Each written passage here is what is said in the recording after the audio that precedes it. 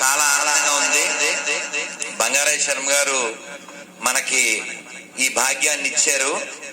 మనం అందరం ఇటువంటి ఉద్దండుల నుంచి వినేటువంటి భాగ్యం మళ్ళీ మళ్ళీ మనకు లభిస్తుంది. అది తెలుగువారిగా మన అదృష్టం.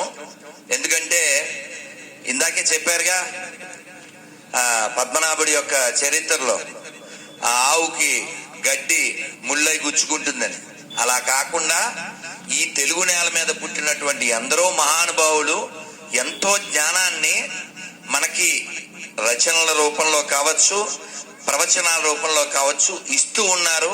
ఆ అమృతత్వాన్ని, ఈ తతక్కిం విషయం నేను కూడా అంటే ఆ పాంప్లెట్ లో చదివాను, ఏమిటిది అనుకున్నాను.